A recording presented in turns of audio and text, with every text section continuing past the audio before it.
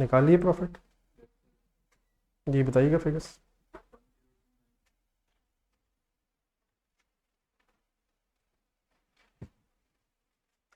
क्या ढूंढ रहे हैं सर? बंदा ढूंढ रहे हैं जो बता रहा है फिगर्स।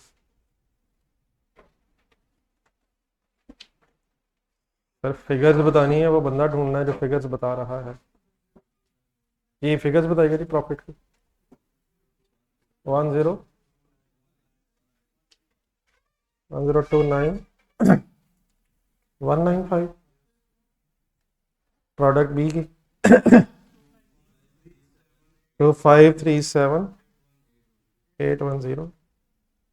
और प्रोडक्ट जी का लॉस है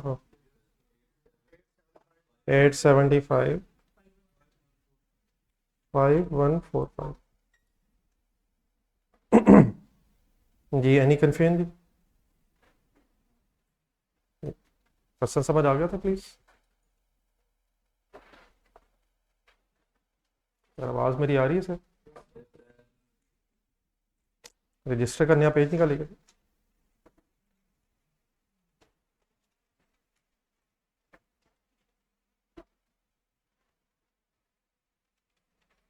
एक हेडिंग लिखना था, ट्रीटमेंट ऑफ लॉसेस।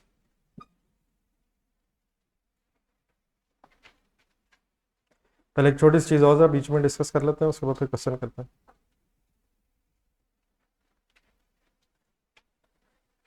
किसी का कोई क्वेश्चन हो लास्ट क्लास से रिलेटेड?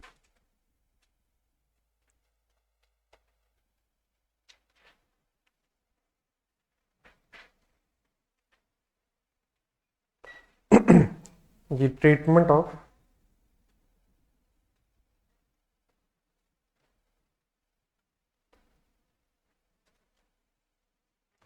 Of losses.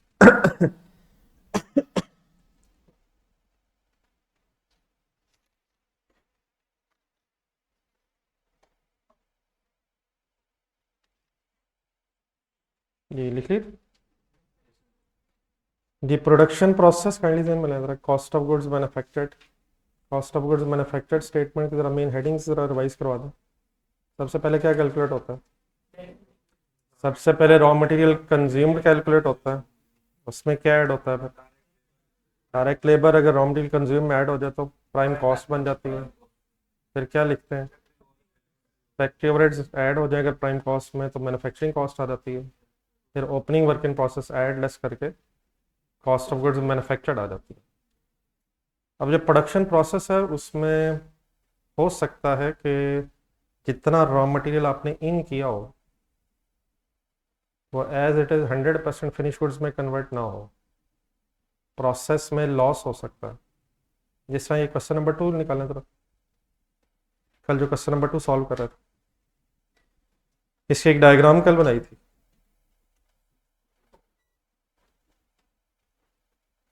कैलकुलेटर्स पकड़।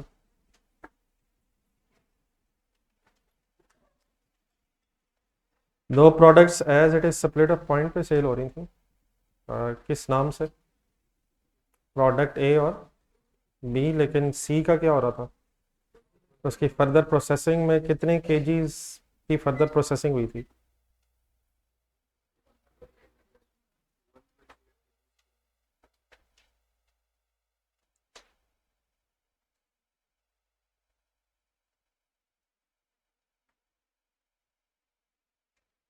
सर किसी प्रोडक्ट की फर्दर प्रोसेसिंग हुई है सर? कुछ कह नहीं सकते। प्रोडक्ट डी की हुई थी मेरा ख्याल। सी के कितने केजीज की प्रोसेसिंग हुई थी? 1,28,000 केजी से क्या बना था अल्टीमेटली?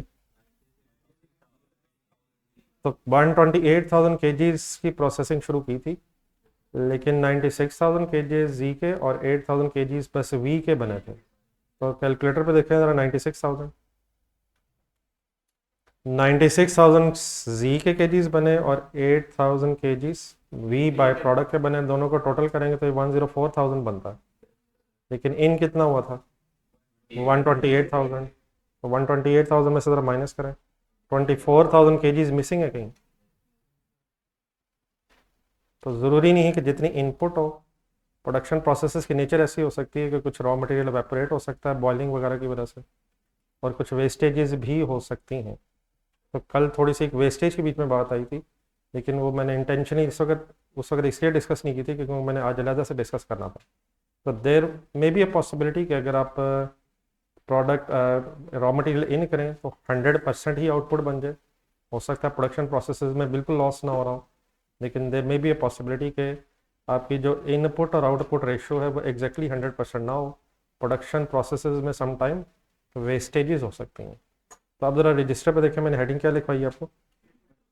हमने आज डिस्कस ये करना है कि अगर हमारे प्रोडक्शन प्रोसेस में लॉसेस हो जाए तो फिर उन लॉसेस का क्या ट्रीटमेंट होता है। और इस वक्त जो हम लॉसेस की बात कर रहे हैं ये हम मटेरियल लॉसेस की बात कर रहे हैं। प्रोडक्शन प्रोसेस में अगर हमारा मटेरियल है उसका कुछ लॉस हो जाए तो उसका फिर क्या अकाउंटिंग ट्रीटमेंट करेंगे। क्या रॉ मटेरियल अगर लॉस हुआ तो उसकी वजह से कोई नुकसान हुआ होगा। रॉ मटेरियल अगर इन हुआ है और वेस्ट हो गया है तो उसकी वजह से कोई नुकसान हुआ होगा। क्या ये ज़रूरी है कि हमेशा ही नॉर्मल हो। तो अगर नॉर्मल है तो अलहदा सिचुएशन हो सकती है, लेकिन अगर किसी अब नॉर्मेलिटी की वजह से ही हुआ है तो फिर उसका अलहदा से हिसाब रखना चाहिए। ठीक है। तो देर अब मैंने जो बात करनी थी वो तो आपने शुरू कर दी है, ट्रीटमेंट ऑफ लॉसेस। अब लॉसेस दो तरह के हो सकते हैं। शुरू कर लें ज़रा, थोड़ा सा साथ में लिखना फिर मैं साथ साथ समझाता हूँ। पहले तो nature of losses, normal loss भी हो सकता है।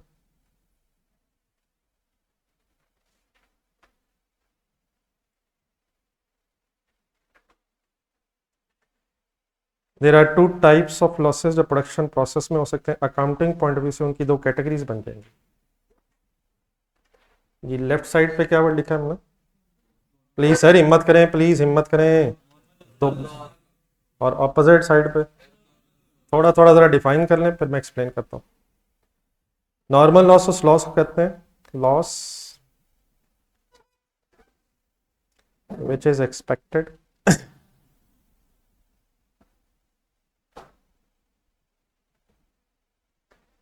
and cannot be controlled.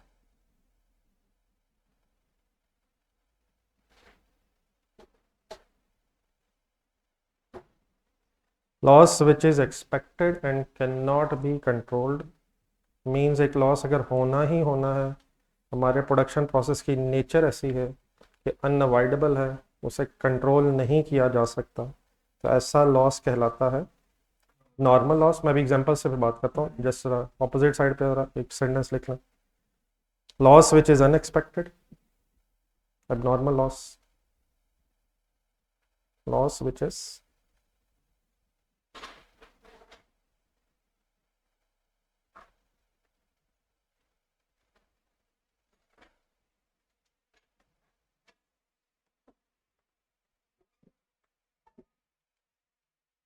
unexpected and should be controlled। ये जरा दरवाजा बंद कर दीजिए। and should be controlled but has not been controlled।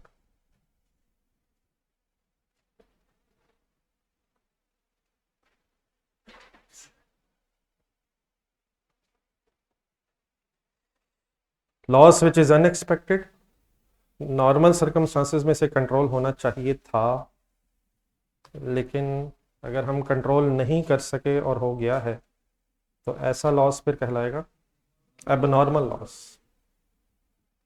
जी लिख लिया। अब मैं ज़रा इसको आसान आसान सी एग्जांपल से फिर समझने की कोशिश करते हैं। थोड़ा सा ज़रा अगर कोई बिल्डिंग की कंस्ट्रक्शन हो रही है तो वो ज़रा जहन में लाए, ज़रा कोई बिल्डिंग की कंस्ट्रक्शन हो रही है उसमें सीमेंट बैग्स यूज़ हो रहे हैं, तो सीमेंट बैग जहन में लाएं। आप जितनी मर्ज़ी एहतियात कर लें, अगर आप सीमेंट बैग ओपन करें और उसमें से सीमेंट यूज़ करना शुरू करें, जितनी मर्ज़ी एहतियात हो जाए, कुछ ना कुछ सीमेंट के ज़र्रात इधर उधर गिर के ज़ाया हो ही जाएंगे। विजुलाइज कर लेंगे। तो जो कुछ ना कुछ हो ही जाना है लॉस, वो क्या कहलाएगा। लेकिन अगर फॉर एग्जांपल को सीमेंट बैग्स आपने खरीद के रखे हुए थे, सपोज 100 बैग्स पड़े थे, को बारिश हो गई, असूलन तो कवर होना चाहिए था ताकि वो ख़राब ना हो, लेकिन कवर्ड नहीं थे, बारिश की वजह से ज़ाया हो गए, तो आइडियली तो ये लॉस नहीं होना चाहिए था लेकिन अगर हो गया है। इस तरह सीमेंट बैग्स पड़े थे, ओपन पड़े थे, कोई बिल्डिंग बन रही थी, खुदा न खासा उसमें से कुछ चोरी होते हैं, तो आइडियली तो कोई गार्ड होना चाहिए था, ये लॉस नहीं होना चाहिए था। लेकिन अगर थेफ्ट की वजह से कोई लॉस हो गया है, तो ये नॉर्मल है या अब है? तो व्हाट इज़ नॉर्मल लॉस? एक ऐसा लॉस जो होना ही है, हम कुछ नहीं कर सकते, कंट्रोल नहीं किया जा सकता। लेकिन अगर एक लॉस कंट्रोल किया जा सकता था लेकिन हम कंट्रोल नहीं कर सके, तो ऐसा नॉर्मल लॉस कहलाता है सर। टाइम पे ना आना सर, नॉर्मल है या अब नॉर्मल है? नॉर्मल है सर, हो ही नहीं सकता। हम जो मर्जी कर लें, सिर्फ उसको नहीं कह रहा, गरीब को, बाकी भी अपना अपना ज़रा आने का टाइम जहन में लाएं। उस गरीब को देख के हंस रहे हैं। एग्जाम हॉल जहन में लाएं सर। आई कैप के पेपर्स के हवाले से अगर देखा जाए तो बस छोड़ें तो लोग, शायद टाइम पे आना है नॉर्मल है। आई कैप के क्वेश्चन पेपर को अगर जहन में लाएं, तो शायद at the end of the day हम जितनी मर्जी प्रिपरेशन कर लें, एक आध सवाल इवन देन कोई ऐसा निकल ही आता जो फिर भी अटेम्प्टेबल शायद नहीं होता। पर ऐसे ही है सर, ये 100% पेपर कर लेते हैं। लेकिन अगर एक से ज़्यादा ना आता हो, तो ऐसा भी आई कैप का पेपर नहीं होता कि कुछ भी समझ नहीं आ रहा। तो एक तक तो शायद नॉर्मल है, लेकिन उससे ज़्यादा अगर कुछ बात फॉलो कर रहे हैं मेरी।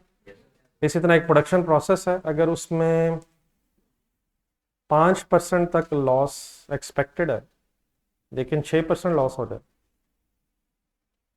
तो 5% क्या कहलाएगा? नॉर्मल। और एक्स्ट्रा जो 1% हो गया, वो फिर अब नॉर्मल है। अगर किसी प्रोडक्शन प्रोसेस में लॉस एक्सपेक्टेड ही नहीं है और 2% हो जाए, तो वो सारा 2% जो है अब नॉर्मल ही कहलाएगा। तो एक्सपेक्टेशन से जितना ज़्यादा है वो अब नॉर्मल है, और एक्सपेक्टेड तक जो है वो फिर नॉर्मल लॉस कहलाता है। हमारा main concern as a business, अगर हम बिजनेस को कर रहे हैं तो मैन्युफैक्चरिंग प्रोसेस है, तो हमारा मेन कंसर्न हमें ज़्यादा टेंशन किस लॉस की होनी चाहिए? नॉर्मल लॉस की या अब नॉर्मल लॉस की? जो लॉस होना ही है और हम इसे कुछ नहीं कर सकते, उसकी फिर अब एक्स्ट्रा टेंशन लेके कोई फ़ायदा नहीं है। हाँ, कौन से लॉस को इन्वेस्टिगेट भी होना चाहिए, और फिर ये भी कोशिश होनी चाहिए कि नेक्स्ट टाइम वो रिपीट ना हो।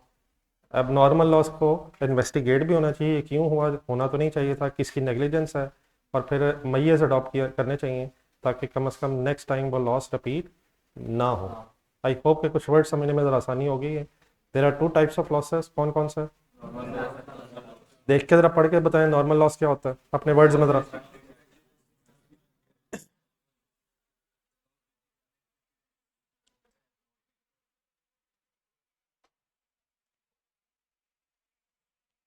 ये abnormal loss which a loss which is ideally should be controlled, लेकिन अगर कोई ऐसे circumstances हो गए और हम कंट्रोल नहीं कर सके, तो ऐसा लॉस जिसे कंट्रोल होना चाहिए था लेकिन नहीं कर सके, that loss is then called as abnormal loss.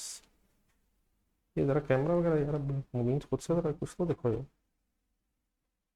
Ji online student सब, ये ठीक होगी? जी, अब ये ट्रीटमेंट्स के हवाले से हम डिस्कशन स्टार्ट करते हैं। छोटी सी एग्जांपल लेकर जरा, ये पूरा एक पेज जरा सॉर्ट ऑफ बन जाएगा। मैंने नेक्स्ट पेज आपसे वैसे कहा था आइडियली, लेकिन चले अब जहाँ भी आप हैं उसके बाद एक हेडिंग लिखें एग्जांपल।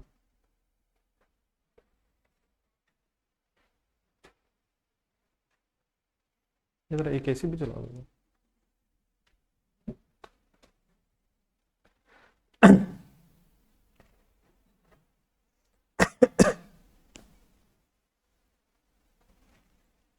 जी, मैं साथ साथ लिखते हैं, फिर मैं उसके बाद में एक्सप्लेन करता हूँ। 1000 units of raw material are purchased at a cost of rupees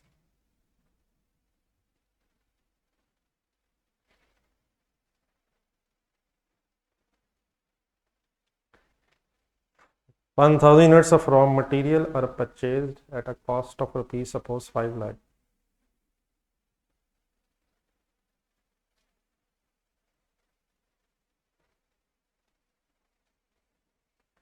ji 5 lakh rupees की कोई एंट्री बताएं।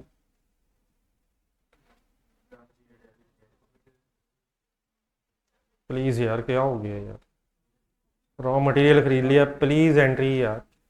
परचेजेस कह लें, रॉ मटेरियल कह लें, डेबिट कैश या पेबल क्रेडिट वगैरह। कितने से? 5 लाख से। एक नेक्स्ट लाइन लिखें। Suppose it was expected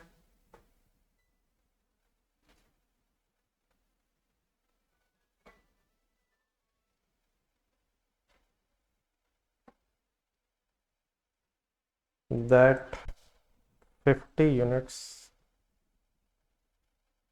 will be of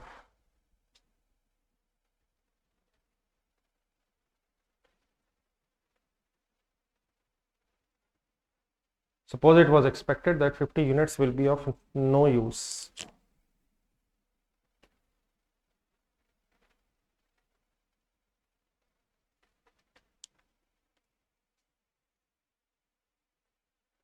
ji 1000 units खरीदे हैं, 5 लाख रुपए की कॉस्ट आई है। लेकिन सपोज ये जो रॉ मटेरियल हमने ख़रीदा है इसकी नेचर कुछ इस तरह से है कि जब भी हम परचेज करते हैं 1000 यूनिट्स, तो हमारे पास 50 यूनिट्स ऐसे बीच में आ जाते हैं जिनका हमारे लिए कोई यूज़ नहीं है, मीन्स वो वेस्ट हो जाते हैं। क्या ये जो मैंने सेकंड लाइन लिखी है ये हमेशा ज़रूरी है? नहीं, क्या ये हमेशा ऐसा होना ज़रूरी है कि कुछ ना कुछ रॉ मटेरियल के यूनिट्स ख़राब ही निकलेंगे? ये कोई ज़रूरी नहीं है सर। हो सकता है कि आप जितनी परचेज करें वो एज इट इज़ 100% ठीक भी हो।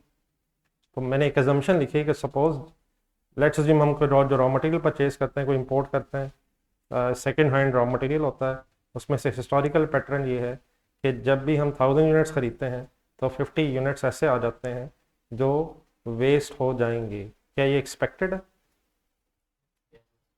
सर? क्या ये एक्सपेक्टेड है सर? क्या ये एक्सपेक्टेशन ज़ीरो भी हो सकती है?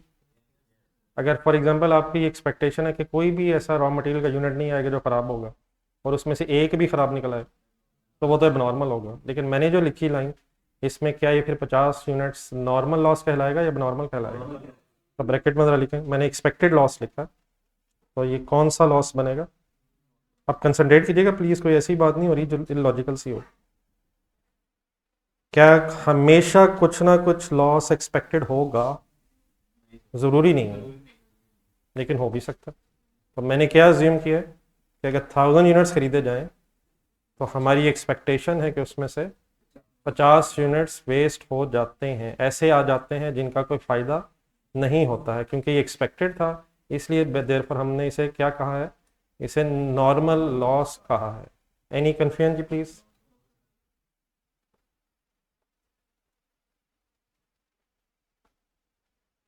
जी बेटा उमर, आपने ये जो बात की ये ज़रा थोड़ी देर ठहर के मैं सबके सामने रखता हूँ, फिर इंशाल्लाह इसको डिस्कस करते हैं। आपने ये ज़रा बात पढ़ाई की तरफ ले गए ज़रा, तो इसको इस वक्त रहने देते हैं। 3 घंटे कि मैं रोज़ सोचता हूँ कि पढ़ूंगा और 2 घंटे मैंने पढ़ा, तो इसका क्या नतीजा निकलेगा ये थोड़ी देर ठहर के डिस्कस करते हैं। पहले ज़रा ये बात कहीं अभी अचानक गलत तरफ ना चली जाए, क्योंकि हो सकता है कुछ लोग 5 घंटे पढ़ते हो, उससे ज़्यादा का प्लान बनाते हो, तो हम ऐसे ही 3 घंटे पर ज़रा कहीं रिस्ट्रिक्ट ना हो जाए। तो मैं ज़रा प्लीज़ एक मिनट। जी सर जी, कितने यूनिट्स खरीदे थे? 1000। कितने एक्सपेक्टेड थे कि लॉस हो जाएंगे? नेक्स्ट लाइन देखें ज़रा, एक सेंटेंस और छोटा सा। सपोज एक्चुअल लॉसेस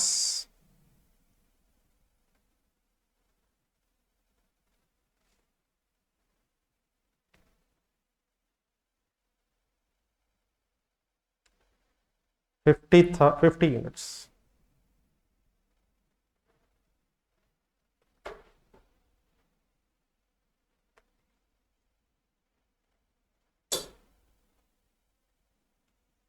अभी मैंने 50 यूनिट्स दोबारा कोई बताएगा मैंने क्यों लिखे? ऊपर लिख तो चुका था मैं। क्या ये हो सकता है कि एक्सपेक्टेशन से कम या ज़्यादा लॉस हो जाए? 1000 यूनिट्स खरीदे हैं, 50 एक्सपेक्टेड था कि लॉस होगा।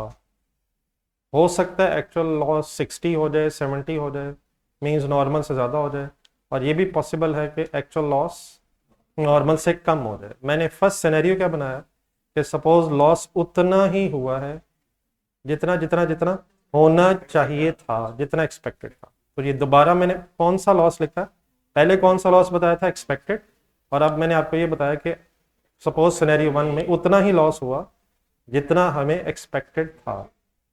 ठीक है भैया प्लीज। अब मैं जरा इन फिगर्स की बेस पर थोड़ा सा डिसीजन लेते हैं। यकीनन हमने 5 लाख कितने यूनिट्स का दिए सर? 5 लाख रुपया कितने यूनिट्स के अगेंस्ट पे किए? 1000। लेकिन बेटा अगर हमें पहले ही पता था कि 50 यूनिट्स खराब निकलेंगे, पता था, तो क्या मैं कह सकता हूं कि हमने इनफैक्ट ये 5 लाख रुपया 950 गुड यूनिट्स का दिया था? हमने 5 लाख रुपए से कितने यूनिट्स खरीदे हैं? 1000 खरीदे हैं। हमें लेकिन क्या उम्मीद थी, क्या एक्सपेक्टेड था कि 50 तो वेस्ट ही होंगे। तो क्या इनफैक्ट हकीकत के तौर पे अगर हम सोचें तो क्या हमें फिर पता था कि इस 5 लाख से हमें 950 गुड यूनिट्स ही मिलेंगे?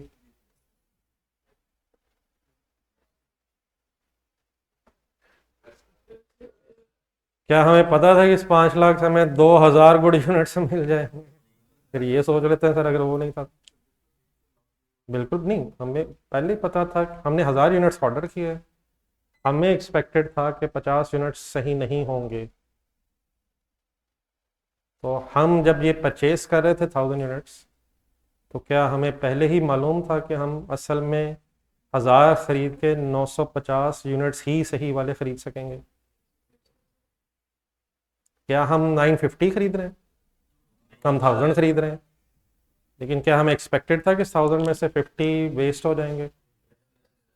तो असल में ये 5 लाख रुपया हम 950 गुड, ये गुड यूनिट्स वर्ड समझ आ रहा है? yes, 950 गुड यूनिट्स के अगेंस्ट दे रहे थे।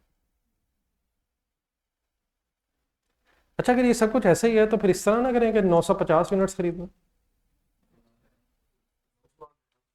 950 ही यार खरीद लेते हैं। जब 950 ही गुड निकलने तो फिर उस 950 में से वेस्ट हो जाएगी। तो अगर सपोज हमें 950 सही चाहिए थे, तो इस सिनेरियो में क्या हमें 1000 खरीदने पड़ने थे?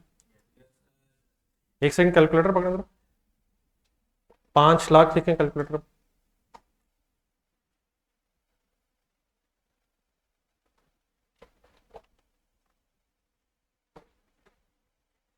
ये 5 लाख डिवाइड बाय 1000 करने तरह, 5 लाख डिवाइड बाय 1000, ये 500 क्या है? प्लीज पार्टिसिपेट किया करें यार। 500 क्या आ गया मेरे भाई? 500 क्या आ गया? क्या गया? क्या गया? एक यूनिट की कॉस्ट आ गई। यकीनन अगर 5 लाख दिया है 1000 यूनिट से, तो एक यूनिट 500 रुपए का बनता है, ऐसे ही? yes, लेकिन अगर मैं आपसे ये कहूं कि ये 5 लाख असल में 950 गुड यूनिट्स की कॉस्ट है, तो ये बात ठीक है? ये 5 लाख 950 गुड यूनिट्स की कॉस्ट है। किसको इग्नोर करके बात कर रहा हूँ? Expected loss means normal loss को इग्नोर करके बात कर रहा हूँ। तब यहाँ पे एक डिसीजन जरा ये लेना हमने कि क्या ये नॉर्मल लॉस जो है, इस नॉर्मल लॉस पे वैसे कोई कॉस्ट इंकर हुई है? ये 500 पर यूनिट है, कितना लॉस हुआ है? मल्टीप्लाई 50 करें जरा, 25,000 लॉस हुआ है। 25,000 लॉस हुआ है, लेकिन ये कौन सा लॉस है जो हमें एक्सपेक्टेड था?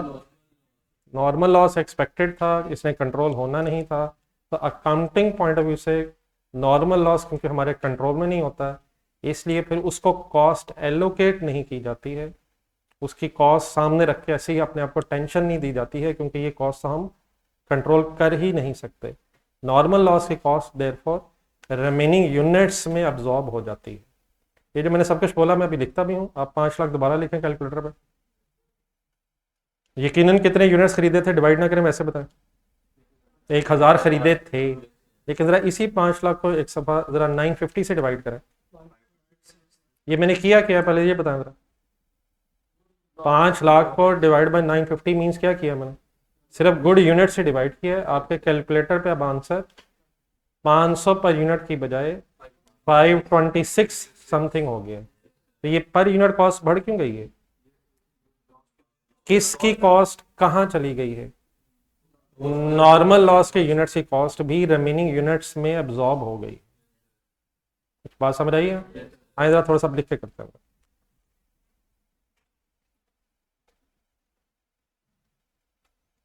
ट्रीटमेंट ऑफ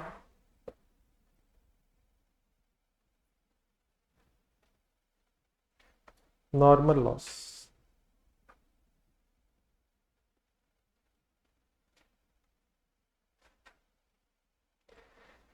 जी नंबर 1 एक दो पॉइंट्स में लिख लेते हैं। Cost is not allocated to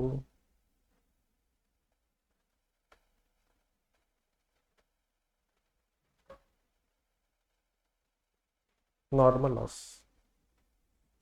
normal loss क्योंकि होना ही होना है, इसको अवॉइड नहीं किया जा सकता है, एक्सपेक्टेड होता है, अनकंट्रोलेबल होता है, इसलिए एज एन अकाउंटेंट आप इसको कॉस्ट एलोकेट करके अपने आप को टेंशन नहीं देंगे। क्या एबनॉर्मल लॉस को कॉस्ट एलोकेट होनी चाहिए? मैं नॉर्मल की सख्त बात कर रहा हूँ या एबनॉर्मल? और एबनॉर्मल वैसे ही पूछ रहा हूँ आपसे कि हमें ये पता होना चाहिए कि एबनॉर्मल लॉस की वजह से कितना नुकसान हुआ है, वो सामने आना चाहिए और इससे इन्वेस्टिगेट भी होना चाहिए, फिर ये भी आइडेंटिफाई होना चाहिए किसकी नेग्लिजेंस है, सामने रख के फिर डिसीजन होना चाहिए ताकि नेक्स्ट टाइम ना हो। लेकिन नॉर्मल लॉस को अगर हम कैलकुलेट कर भी लेंगे तो जस्ट टेंशन ही है, इसका हम कर कुछ नहीं सकते। देयरफॉर क्या इस पे कॉस्ट इंकर नहीं होती या इसे एलोकेट नहीं होती? ये क्या डिफरेंस है जी, इंकर नहीं होती क्या? 25,000 लॉस हुआ है वैसे, लेकिन इसको एलोकेट नहीं कर रहे, इस पे बाई प्रोडक्ट का ट्रीटमेंट है जहन में? एक दो दिन पहले बाई प्रोडक्ट की बात हो रही थी, ये रजिस्टर में जाएं जिनके पास है पिछले पेजेस पे, ट्रीटमेंट ऑफ बाई प्रोडक्ट। खतरा तो मुझे वही था जो हुआ है, ये लगता है पूरा पिछला हफ्ता वेस्ट ही किया सबने। Yes sir. ये ट्रीटमेंट ऑफ बाई प्रोडक्ट जिनको मिल जाए अपने रजिस्टर में, उसमें भी बेटा पहली लाइन क्या लिखी हुई है?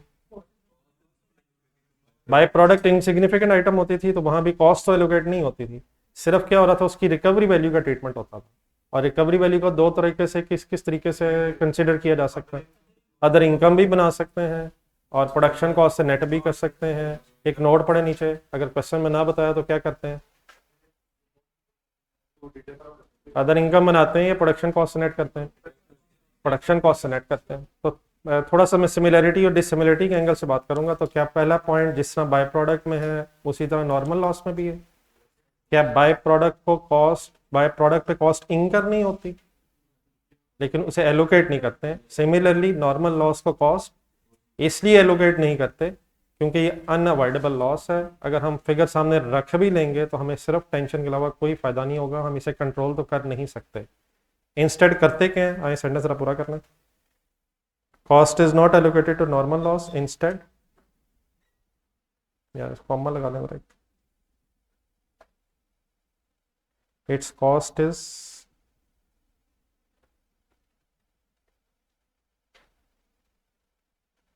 absorbed by remaining units.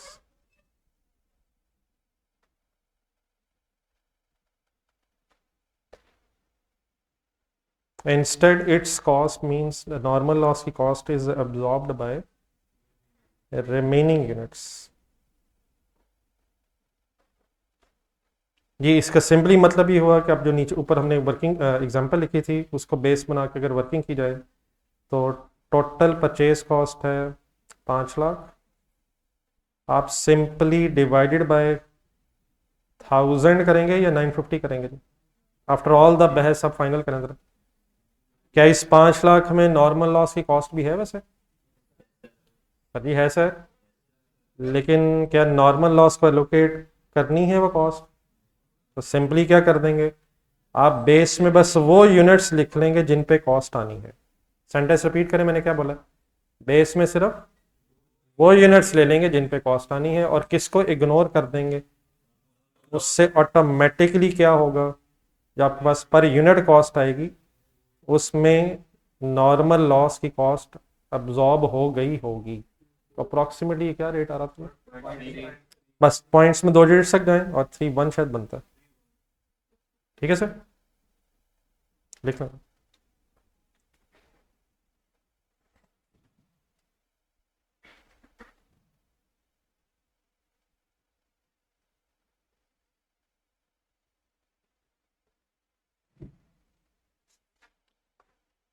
Ji 5 lakh divide by 950 करेंगे तो 526.31 ही आ रहा है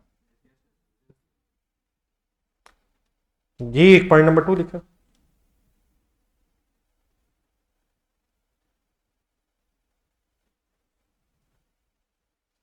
या any confusion, any confusion please. अब एक सिनेरियो बेटा फिर ये भी हो सकता है, अब नॉर्मल लॉस का कॉस्ट एलोकेट नहीं हो रही, लेकिन ये पॉसिबल है कि ये जो 50 यूनिट्स लॉस हुए हैं इनको हम सेल करके कुछ पैसे कमा सकते हैं। इट मीन्स हो सकता है इस नॉर्मल लॉस के यूनिट्स की कुछ रिकवरी वैल्यू हो, उसी तरह जिससे शायद बाई प्रोडक्ट में भी बात हो रही थी। तो अगर तो इसकी कोई रिकवरी वैल्यू नहीं है, एक नॉर्मल लॉस के बस यूनिट्स को अपने डिस्पोज ही करना है, फेंकना ही है, इनका कोई फायदा नहीं होना, फिर तो हमने वर्किंग कर ली है। इसको कॉस्ट एलोकेट नहीं होनी थी, रिमेनिंग यूनिट्स में इस कॉस्ट ने अब्जॉर्ब हो जाना था। लेकिन इट इज़ क्वाइट पॉसिबल कि आप इसे अपने प्रोडक्शन प्रोसेस में तो यूज़ नहीं कर पा रहे, लेकिन इसे मार्केट में बेच बेच के कुछ ना कुछ आप सपोज कमाने की पोजीशन में हो सकते हैं। तो लेट्स अज्यूम अगर फॉर एग्जांपल इन 50 यूनिट्स को मार्केट में बेच के हम 1500 रुपीज़ कमा सकते हैं, तो फिर उसके अगेंस्ट हमें कैश आएगा या जाएगा? तो उस कैश का फिर हमें ट्रीटमेंट करना पड़ेगा। कॉस्ट तो एलोकेट नहीं होती, लेकिन अगर इसकी कोई रिकवरी वैल्यू हो तो फिर हम उसे अपनी परचेज कॉस्ट में से माइनस करके फिर जो रिमेनिंग कॉस्ट रह जाएगी उसको अपने रिमेनिंग यूनिट्स पे एलोकेट कर देंगे। मसलन 5 लाख रुपए का हमारा खर्चा हुआ है, इसकी जरा एंट्री दोबारा प्लीज बोलना।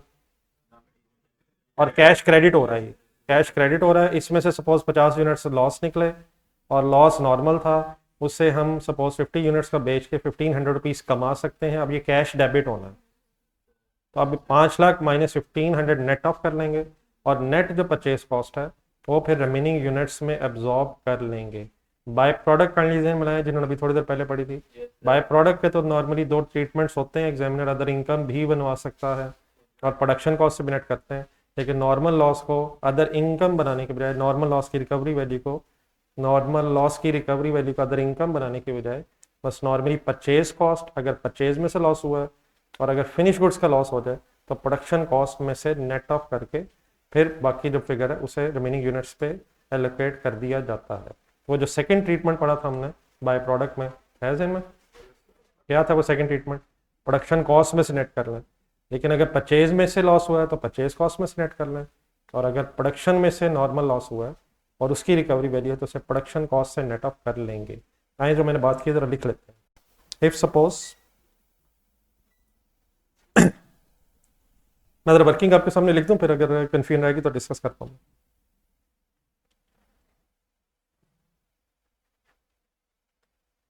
इफ सपोज नॉर्मल लॉस है सम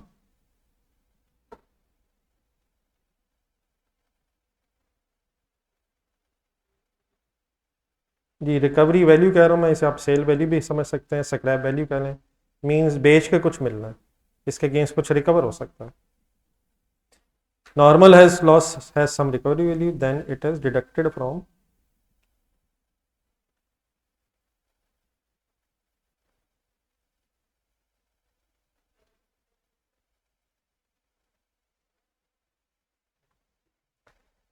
परचेज कॉस्ट।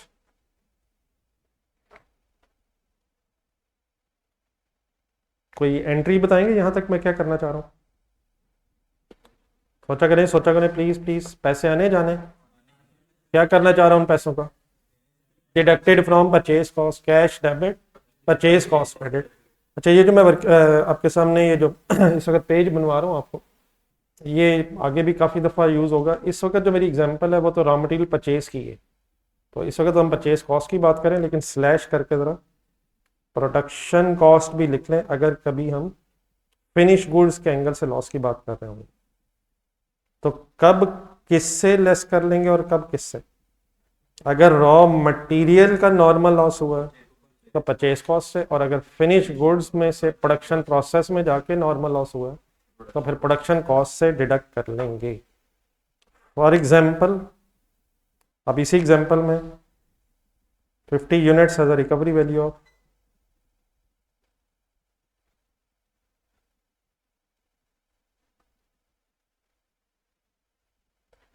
₹1500। मैं अज्यूम करूँ कि सपोज जो 50 यूनिट्स नॉर्मल लॉस के थे उनकी 1500 रिकवरी वैल्यू है। एंट्री लिख लें ज़रा, कैश या रिसीवेबल डेबिट 1500, और हमारे इस एग्जाम्पल के कॉन्टेक्स्ट में परचेज कॉस्ट क्रेडिट बाय 1500।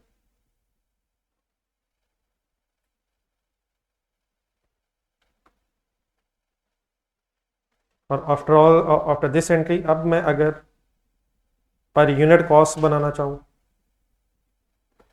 तो 5 लाख, उसी एग्जाम्पल की बात कर रहा हूँ, क्या करें, -1500 और बेस में डिवाइडेड बाय 950, समझ आ जाएगा प्लीज़? 950 ठीक है सर, आंसर बताएं।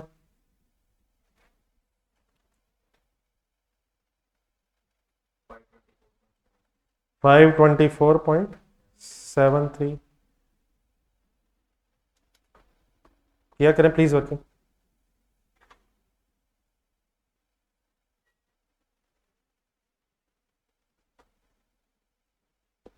Any confusion please? अब मेरा एक क्वेश्चन सुने प्लीज़। थोड़ी देर पहले आपने एक पर यूनिट पहले जब निकाला था वो 500 बना था, याद है? 5 लाख डिवाइड बाय 1000 करके, तो 526 क्यों हुआ? नहीं, वर्ड सरा सही करें, पता है आपको 500 से 526, 526 कैसे क्यों हुआ? नॉर्मल लॉस की कॉस्ट रिमेनिंग यूनिट्स में चली गई, नॉर्मल लॉस के यूनिट्स की कॉस्ट रिमेनिंग यूनिट्स में एब्जॉर्ब हो गई। फिर ये 526 या 524 क्यों हुआ? क्योंकि अब रिकवरी वैल्यू परचेज कॉस्ट से नेट होगी। ठीक है प्लीज? तो नॉर्मल लॉस का ट्रीटमेंट क्या है? 2 पॉइंट्स आपने यहाँ से याद रखने हैं। नंबर 1, कॉस्ट एलोकेट नहीं होती, और नंबर 2, अगर उसकी कोई रिकवरी वैल्यू हो तो वो परचेज या production cost which ever is the case से लेस हो जाती है। अब मैं यहाँ जरा रुक रहा हूँ, जितनी एग्जाम्पल अभी हमने लिखी है इसको जरा रिवाइज कर लें, यहाँ तक कोई क्वेश्चन अगर आता है पहले वो डिस्कस कर लेते हैं, फिर उसको बाद में अब नॉर्मल लॉस की ट्रीटमेंट की तरफ जाते हैं।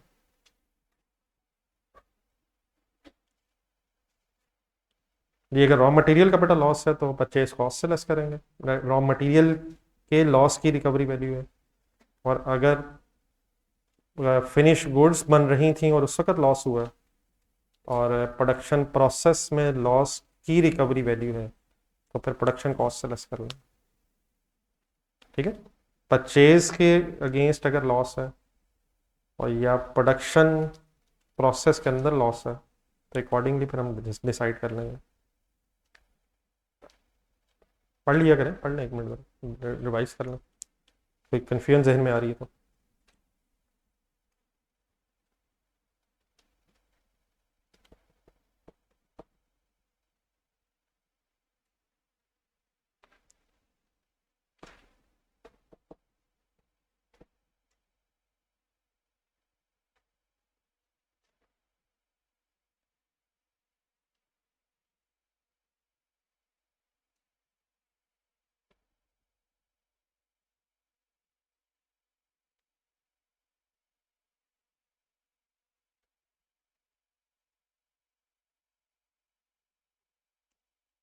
जी, एनी कन्फ्यूजन?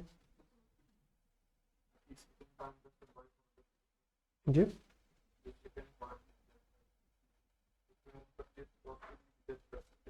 नहीं, अगर रॉ मटेरियल का परचेज में से लॉस हुआ तो रॉ मटेरियल में से लेस करेंगे, और अगर फिनिश गुड्स बनाते हुए कोई नॉर्मल लॉस हुआ और उसकी कोई रिकवरी वैल्यू है तो वो प्रोडक्शन कॉस्ट से लेस। बाई प्रोडक्ट का ट्रीटमेंट तो हमने पहले पढ़ ली है। बाई प्रोडक्ट तो होती ही प्रोडक्शन प्रोसेस में, उसका तो परचेज से ताल्लुक ही नहीं है। प्रोडक्शन प्रोसेस में समटाइम्स एक से ज़्यादा प्रोडक्ट्स बनती हैं, उसमें जो सिग्निफिकेंट वैल्यू आइटम्स होती हैं वो जॉइंट प्रोडक्ट्स हैं, जो इनसिग्निफिकेंट प्रोडक्ट्स हैं तो वो तो होती ही प्रोडक्शन प्रोसेस में। जॉइंट और बाई प्रोडक्ट को आप खरीद नहीं रहे, वो तो रॉ मटेरियल आप खरीद रहे हैं और उस रॉ मटेरियल से एक से ज़्यादा प्रोडक्ट्स बन रही हैं, तो वहाँ तो है ही बहस सारी प्रोडक्शन प्रोसेस की। ठीक है जी, एनी अदर कन्फ्यूजन?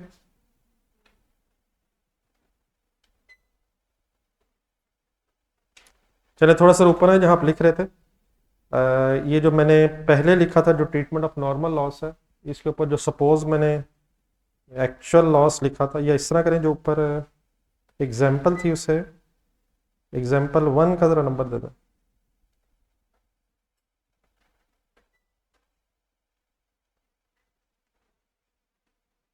उसे एग्जाम्पल 1 कर दें, उसी की बेस पे फिर नीचे मैं डिस्कस करता हूँ। आ जाए आगे। Same information as in example one.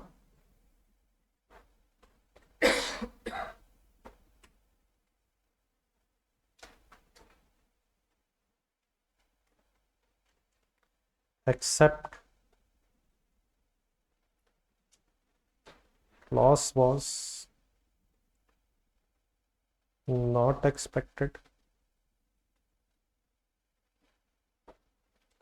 Same information जो ऊपर एग्जाम्पल वन में है, एक्सेप्ट लॉस एक्सपेक्टेड नहीं था. However, actual losses 50 units.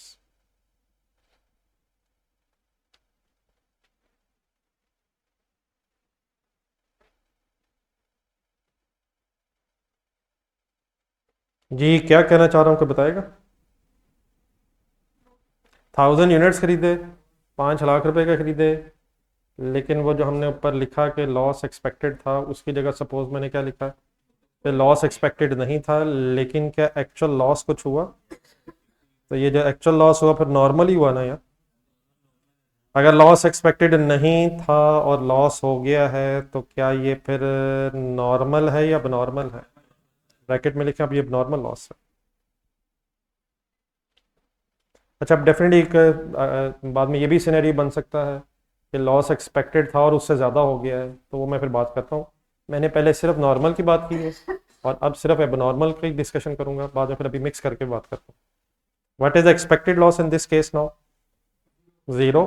और जो भी लॉस हुआ है वो सारा का सारा एबनॉर्मल लॉस ही, एक्चुअल लॉस ही एबनॉर्मल है. ठीक है प्लीज. अब इस केस में जरा दोबारा ऊपर से जरा डाटा पहले देख लें. 5 लाख की परचेज कॉस्ट है, परचेज डेबिट कैश क्रेडिट, क्या ख्याल है? एंट्री तो अभी भी वही है. कितने यूनिट्स खरीदे हैं? अब 1000 को जहन में रख के जरा ये लाइन जहन में लाए जरा. क्या अभी भी उस 1000 में 50 लॉस के यूनिट्स हैं? अभी भी उस 1000 में 50 लॉस के यूनिट्स हैं और 950 रिमेनिंग गुड यूनिट्स हैं. नहीं सर, मैंने तो अभी कोई मेरा वर्ड ही नहीं सुन रहे आप. क्या अभी भी 1000 में 50 लॉस के यूनिट्स हैं? नहीं है. अच्छा, कहीं आपने कोई और एग्जांपल तो नहीं लिखी? सर अभी भी 50 यूनिट्स लॉस के हैं. सर यही लिखा है आपने? सर क्या अभी भी 1000 में से 50 यूनिट्स लॉस हैं? नहीं. प्लीज 1000 में से 50 लॉस के यूनिट्स हैं? 1000 में से 1200 आ गए ना अब. 1000 में से 50 लॉस के यूनिट्स हैं सर, और 950 गुड यूनिट्स भी हैं. लेकिन अब ये 50 नॉर्मल लॉस वाले यूनिट्स नहीं हैं, ये अब नॉर्मल लॉस वाले. यार बेटा लॉस तो है ना यार. हाँ डेफिनेटली. अब इसकी नेचर कौन सी नहीं है? नॉर्मल नहीं है, अब नॉर्मल तो है. तो 950 रिमेनिंग गुड यूनिट्स हैं और 50 लॉस अब एबनॉर्मल लॉस है. ब्रेकअप तो ठीक है मेरा, लेकिन 50 अब एबनॉर्मल लॉस है और 950 गुड यूनिट्स है. ठीक है प्लीज. Any confusion? जी अब बताएं आप, क्या इस एबनॉर्मल लॉस को कॉस्ट एलोकेट होनी चाहिए? क्यों होनी चाहिए? क्या इसे भी इग्नोर कर दें? इसे इग्नोर करने का मतलब ये होगा कि हम अपनी एबनॉर्मेलिटीज को भी अपने सामने कंसिडर नहीं कर रहे. एज अ बिजनेसमैन आपको पता होना चाहिए कि कौन से लॉसेस ऐसे हैं जो नहीं होने चाहिए थे और हुए हैं. फिर इन्वेस्टिगेट भी होना चाहिए क्यों है, ये एक्सपेक्टेड तो था नहीं, और जिसकी नेग्लिजेंस की वजह से हुए हैं उसका फिर पूछना भी चाहिए और फिर मेजर्स भी अडॉप्ट करने चाहिए ताकि नेक्स्ट टाइम ना हो. तो एबनॉर्मल लॉस को कॉस्ट एलोकेट की जाती है जस्ट लाइक जिस तरह नॉर्मल लॉस के सॉरी एबनॉर्मल लॉस के यूनिट्स को कॉस्ट एलोकेट करते हैं, जस्ट लाइक जिस तरह रिमेनिंग यूनिट्स को कॉस्ट एलोकेट करेंगे. और फिर उस कॉस्ट को सामने रख के डिसीजन लेंगे कि नेक्स्ट टाइम ये लॉस नंबर 1 हुआ क्यों, और नेक्स्ट टाइम फिर कोशिश करेंगे कि ये लॉस रिपीट ना हो. इट मीन्स, अब जरा हेडिंग लिखना जरा नीचे, ट्रीटमेंट ऑफ, पहले ऊपर किसका ट्रीटमेंट पढ़ा हमने? प्लीज किसका पढ़ा है सर? अब किसका? Treatment of abnormal loss.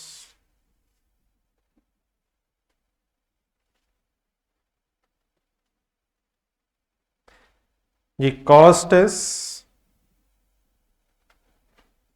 allocated to abnormal loss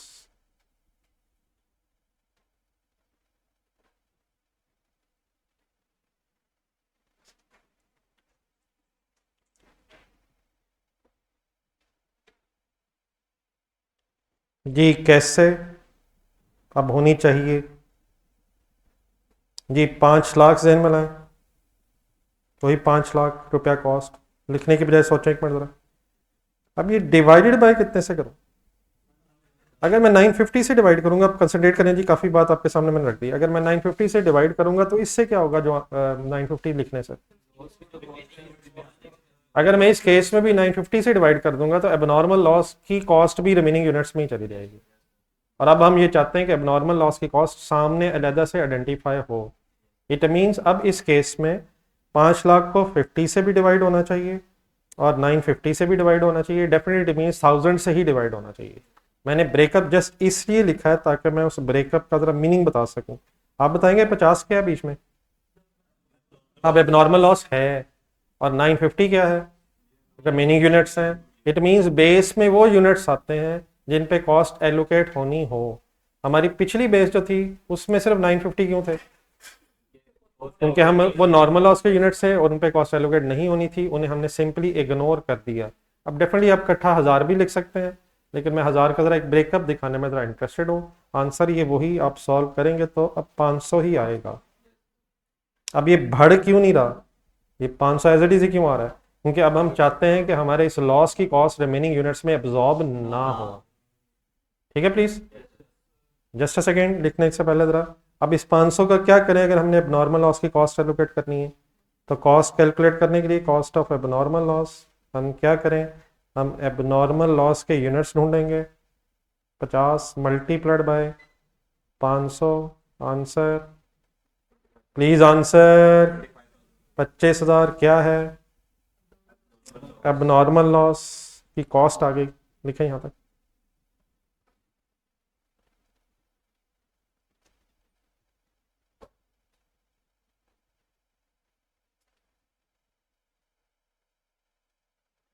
अब डेफिनेटली अगर यही 500 मल्टीप्लाइड बाय 950 करें तो जो रिमेनिंग यूनिट्स उनकी भी कॉस्ट आ जाएगी तो डेफिनेटली वो वर्किंग भी हो सकती है लेकिन इस पर अगर मेरा फोकस है एबनॉर्मल लॉस के एंगल से अब एबनॉर्मल लॉस की कोई मुझे एंट्री बताई जा सकती है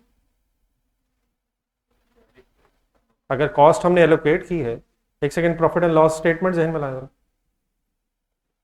क्या ये 25,000 फिर हमें अब अपने प्रॉफिट एंड लॉस में कहीं एक्सपेंसेस में लॉस के नाम से नजर आना चाहिए सर क्या एंट्री करें एबनॉर्मल लॉस डेबिट तो कम से कम करें सर डर क्यों रहे सर एबनॉर्मल लॉस डेबिट और नहीं बेटा कैश तो 5 लाख की एंट्री दोबारा बनाए 5 लाख में क्या ये 25,000 है तो परचेजेस डेबिट कैश क्रेडिट तो 5 लाख कैश तो चला गया अब क्या हुआ है इस परचेजेस में से 5 लाख की परचेजेस में से हमने 25,000 को अलहदा प्रॉफिट एंड लॉस में दिखाना है तो क्या परचेज कॉस्ट 5 लाख ही रहेगी या ये 475 हो जाएगी कैलकुलेटर पे लिखे 950 अब ये 950 क्या लिखवा रहा हूँ ये वो गुड यूनिट्स की अब क्वांटिटी लिखवा रहा हूँ इसका जब मल्टीप्लाइड बाय 500 करें तो अब ये 475 फाइनली परचेज रह जाएगी ये उसी तरह से है जिस तरह थोड़ा सा अगर बचपन जरा रिकॉल कर सकें आप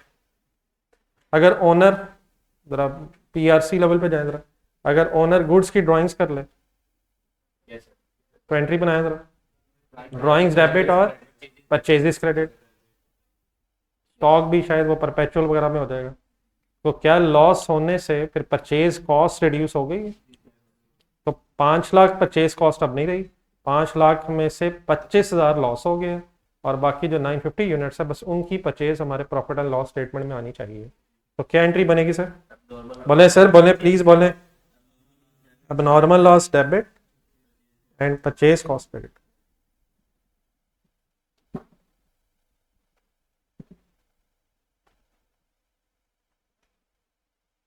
ये किस अमाउंट पे एंट्री हो रही है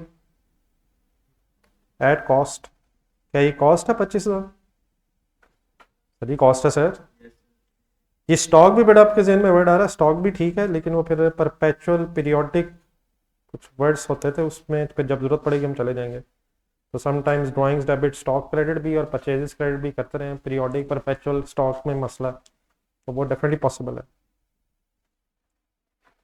जी। एनी कन्फ्यूजन जी please, any confusion? Profit and loss statement जहन में लाएं। अब नॉर्मल लॉस आपको ऑपरेटिंग एक्सपेंसेस समवेयर में नजर आएगा, इसके साथ प्रॉफिट एंड लॉस लिख लें।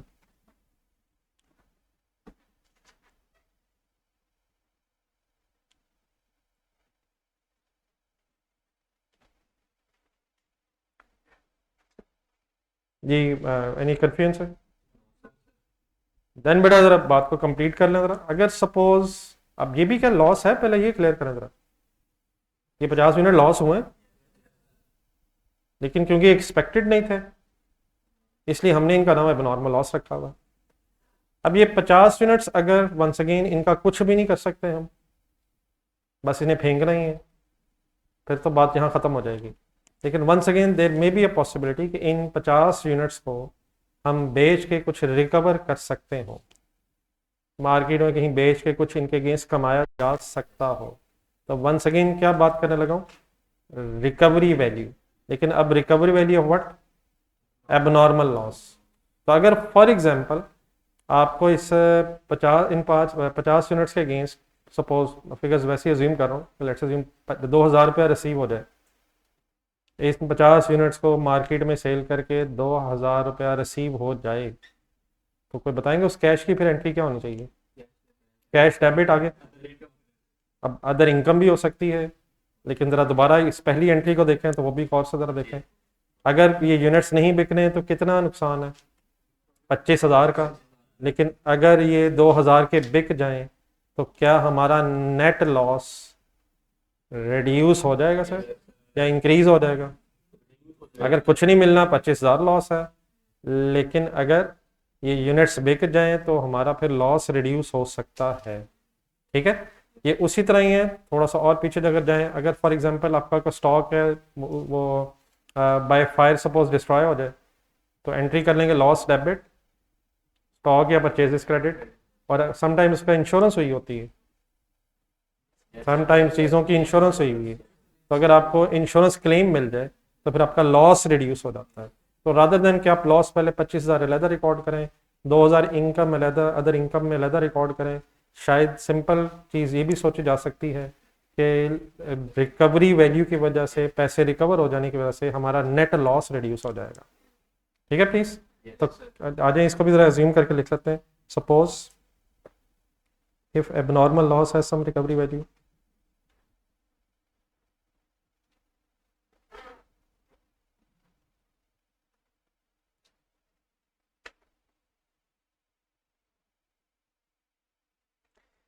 if abnormal loss has some recovery value, then it is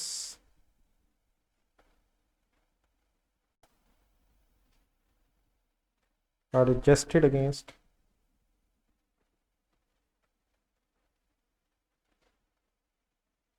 cost of abnormal loss.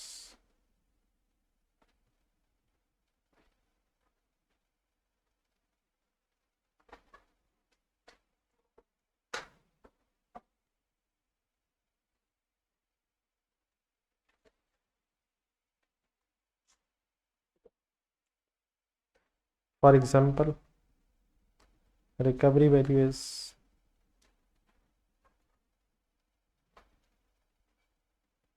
2000.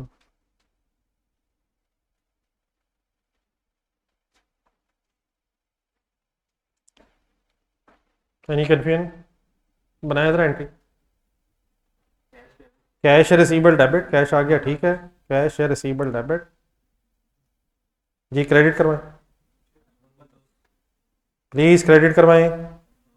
Abnormal loss credit का मतलब बढ़ रहा है, कम हो रहा है, लॉस रिड्यूस हो रहा है। इन अदर वर्ड्स फिर आफ्टर दिस एंट्री नेट कितना लॉस प्रॉफिट एंड लॉस में चला जाएगा? तो अगर कोई रिकवरी वैल्यू हो तो एबनॉर्मल लॉस से नेट अप हो जाएगी, and finally net abnormal loss of net abnormal loss of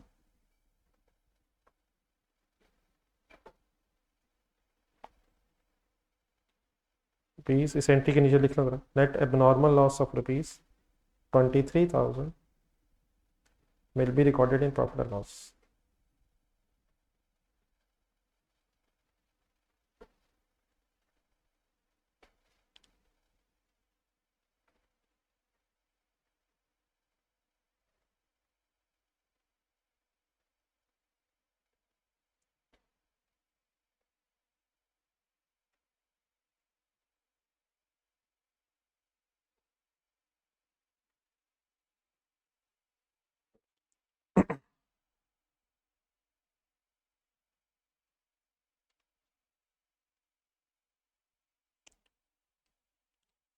ji any confusion please?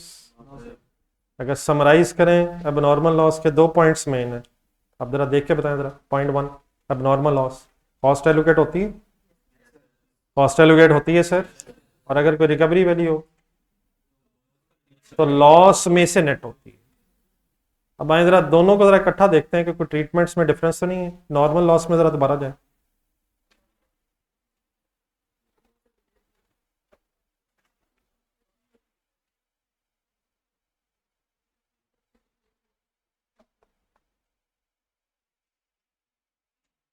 बेटा मीर हमदा किधर निकल गए हैं? ये नॉर्मल और अबनॉर्मल लॉस की एक्सपेक्टेशन हमारी अपनी है, इसका तो इस वक्त तो मार्केट से कोई ताल्लुक नहीं है। हमारा बिजनेस है, हमारे बिजनेस में हो सकता है कुछ लॉस एक्सपेक्टेड हो, और हो सकता है समटाइम्स हमारी एक्सपेक्टेशन से लॉस ज़्यादा या कम हो जाए। ये तो हमारे अपने बिजनेस की नेचर है। बाद में ये बात हो रही है कि हमारा जो लॉस हुआ है क्या वो मार्केट में सेल हो सकता है?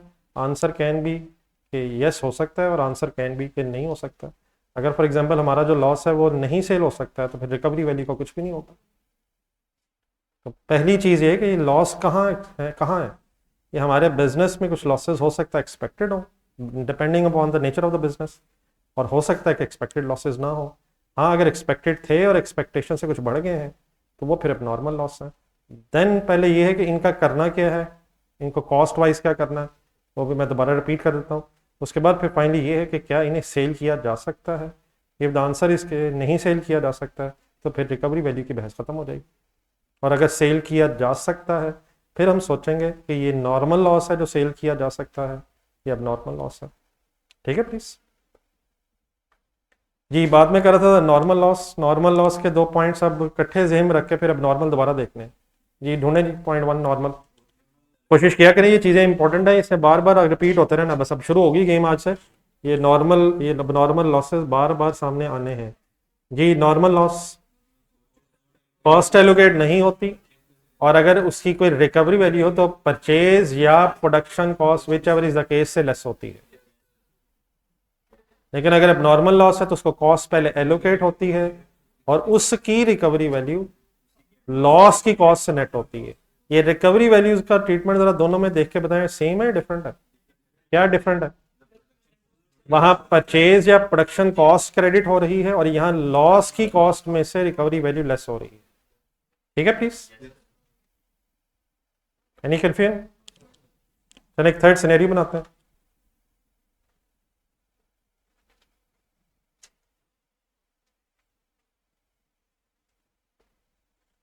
जी मिस्टर मीर हमजा, आप क्लियर हो गए? Same information as in example one, next line एक लिखना।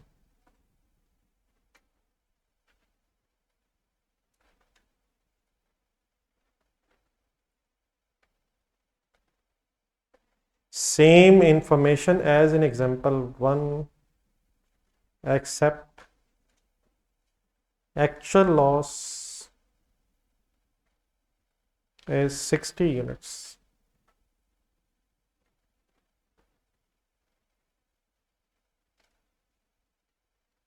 सारी वही एग्जाम्पल 1 जो ऊपर थी, लेकिन सपोज एक्चुअल लॉस 50 की बजाय 60 हो गया।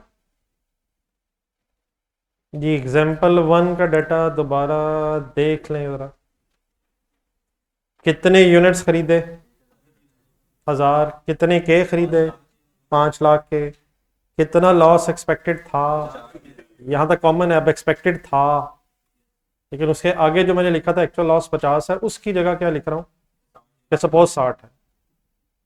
ठीक है जी, प्लीज बताएं 60 नॉर्मल है या नॉर्मल है? इसका एक ब्रेकअप होगा, हाँ इसका एक ब्रेकअप करेंगे। इसमें से 50 यूनिट्स क्या कहलाएंगे, नॉर्मल, और बाकी 10 यूनिट्स क्या कहलाएंगे, अब नॉर्मल। एक्सपेक्टेशन से ज्यादा लॉस अगर हो जाए तो ऐसा लॉस कहलाता है एबनॉर्मल लॉस।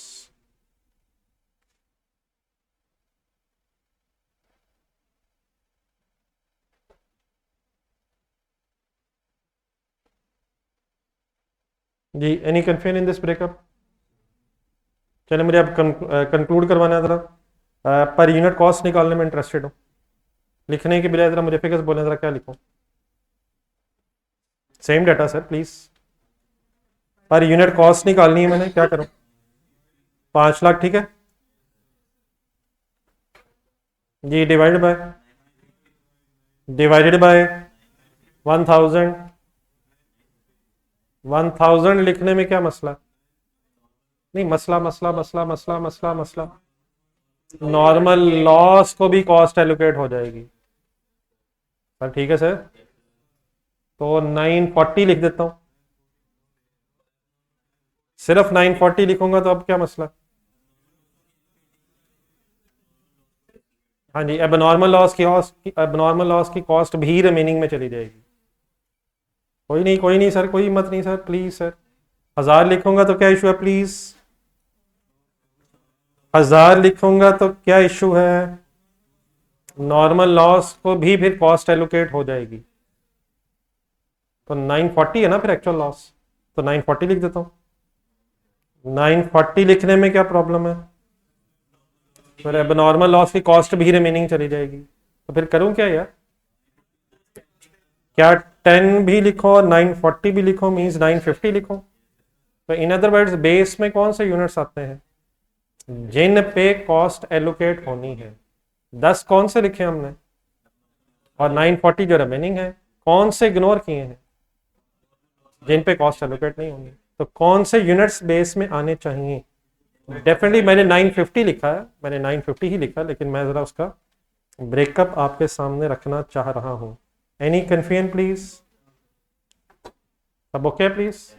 आंसर बताइएगा। 526.31 ये आ जाएगा। अब एक सेकंड जरा, अगर अब नॉर्मल लॉस की अब मैंने कॉस्ट निकालनी है तो क्या करूं? है कोई नॉर्मल लॉस? अब नॉर्मल लॉस पे कॉस्ट एलोकेट होनी है, कैसे करूं? फिगर्स बोले। 10 मल्टीप्लाइड बाय 526.31, अप्रोक्सीमेट आंसर 5263, तकरीबन राउंड ऑफ कर लें रुपीज में। अमाउंट्स को रुपीज में राउंड ऑफ कर लें प्लीज, और अगर कोई रेट वगैरह आ रहा है तो उसे ठीक है, पॉइंट्स में लेके जाना तो ले जाए। एंट्री बताएं 5263 की। लिखते पहले सोचते बाद में, ऐसे ना प्लीज करें जी प्लीज। 5263 क्या है? एंट्री बताएं। अब normal loss debit, purchase cost credit.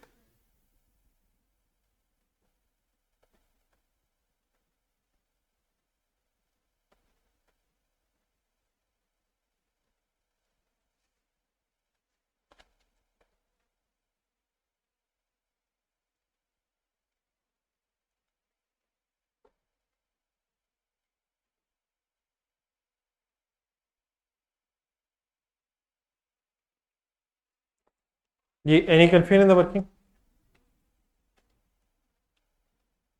जी ऑनलाइन स्टूडेंट्स आपको?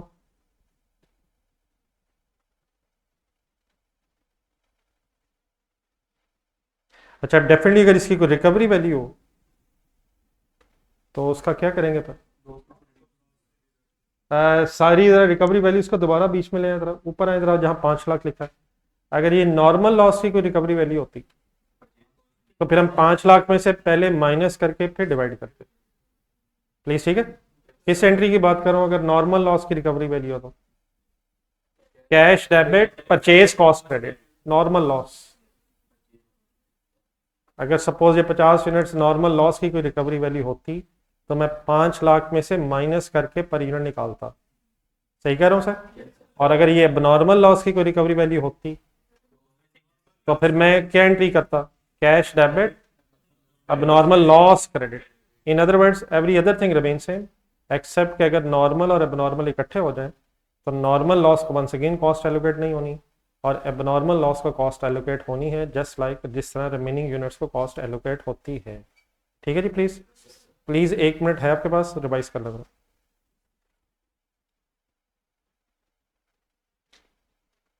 जी बेटा, परचेज लिखने का मतलब ही ये होता है कि परचेज कॉस्ट है। मैंने ज़रा परचेज कॉस्ट यहाँ वर्ड लिख तो दिया है, लेकिन परचेज कॉस्ट डेफिनेटली मीन सिर्फ परचेज की बात होती है। परचेजेस का मतलब ही परचेज की कॉस्ट है, जस्ट मैंने एम्फोसाइज करने के लिए लिख दिया।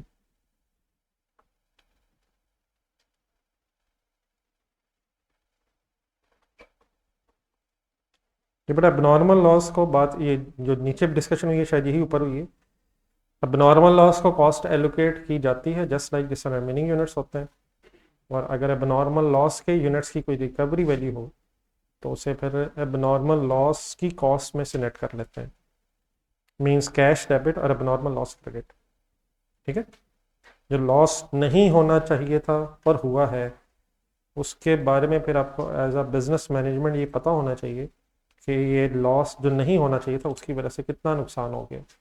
तो पहले उसको कॉस्ट एलोकेट करते हैं और अगर उसके अगेंस्ट कुछ पैसे रिकवर हो जाए तो फिर उसकी रिकवरी की वजह से हमारा नेट लॉस रिड्यूस हो जाता है और नेट लॉस फिर फाइनली प्रॉफिट एंड लॉस का पार्ट बन जाएगा समवेयर कहीं ग्रॉस प्रॉफिट के बाद ऑपरेटिंग एक्सपेंसेस में। ठीक है प्लीज जी, आपकी तरफ से कोई confusion? There are how many types of losses possible sir? कौन से सर? चले एक क्वेश्चन करते हैं। ये मैंने आपको अभी पेज डिस्ट्रीब्यूट किया था, जरा जरा जिनका पास पेज नहीं है जरा बता दें, जरा पेज जरा इंशाल्लाह बुक मेरा ख्याल एक आध दिन में आजकल में अवेलेबल हो जाएगी, लेकिन वक्ती तौर पे ज़रा इस पेज से ज़रा काम चलाएंगे। जिनके पास जरा पेज नहीं था ज़रा बता देंगे, अगर थोड़ा सा हाथ ऊंचा कर दें तो पता चल जाएगा। ये मेरे ख्याल 2-3 लोग ही हैं शायद। ये क्वेश्चन नंबर 3 ज़रा ढूंढना।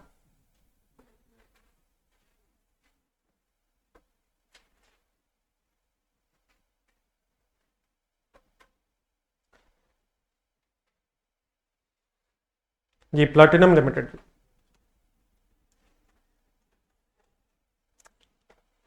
ये टॉपिक अपनी जगह तो ठीक है, इम्पॉर्टेंट अपनी जगह तो है ही, लेकिन इसमें बहुत सारी चीज़ें ऐसी आ जाएंगी जिन्होंने आगे भी यूज़ होना है। तो इन चीज़ों से हमने अपने कॉन्सेप्ट थोड़ा क्लियर करने की कोशिश करनी है ताकि नेक्स्ट क्वेश्चंस में फिर हेल्प हो सके। तो पेन हाथ में रखें, गौर से पढ़ा करें और एक सीक्वेंस बनाया करें जहन में। प्लैटिनम लिमिटेड, पहले क्वेश्चन पढ़ने पर रिक्वायरमेंट देखते हैं। Platinum limited manufactures 2 joint products by the name of sir alpha and beta and a byproduct zeta from a single production process. Following information is available from the PL's records for the month of February 2012। February 12 का एक data दिया हुआ। Direct material means पता है, raw material simple, और direct material means raw material consume करें। ये आगे क्वांटिटी पढ़े, 25,000 kgs eight the rate of direct labour eight the rate of 15 per hour. आगे बेटा रुपीज दिए हुए हैं 4,32,000 रुपीज और पीछे आपको 15 रुपये रेट दिया हुआ है। अगर हमें ज़रूरत पड़े तो क्या हम आर्स निकाल सकते हैं? ये 4,32,000 रुपया क्या है? जस्ट अ सेकेंड, पहले वर्किंग से पहले 4,32,000 क्या है? डायरेक्ट लेबर कॉस्ट के रुपीज है। 1 घंटे के कितने रुपए देते हैं हम? तो ये 4,32,000 रुपया है। ये बना कैसे होगा? कुछ आर्स होंगे, एम्प्लॉयज ने जो काम किया होगा, आर्स मल्टीप्लाइड बाय 15 रुपीज हुआ होगा, फिर 432 बना होगा। तो अगर हम आर्स निकालना चाहें मैथमेटिकली तो 4,32,000 लिखे उधर कैलकुलेटर पर। अब इस तरह की जो वर्किंग है छोटी छोटी, इनसे ज़रा यूज टू होना, ये गेम बड़ी एडवांस होती जानी है, तो छोटी छोटी वर्किंग्स प्लीज़ ज़रूर करें। 288 शायद नहीं, 28,800 शायद। कैसे वर्किंग हो रही है? 4,32,000 डिवाइडेड बाय, ये लिखना है छोटी सी वर्किंग साथ में, डिवाइड बाय 15 है। क्या क्या अवेलेबल है, क्या निकाला जा सकता है? रुपीज़ ऑफ लेबर अवेलेबल है और पर आवर रेट अवेलेबल है। हम चाहेंगे तो नंबर ऑफ आवर्स ढूंढे जा सकते हैं। वर्किंग क्लियर है प्लीज सबको? जी, मैथमेटिकल इक्वेशन है जिसे शायद रीअरेंज किया जा रहा है। Hours is equal to rupees divide by rate हो रहा है। Any confusion? बहरहाल जरूरत थी या नहीं वो मैंने जस्ट एक वर्किंग करवाई, अभी आगे देखते हैं।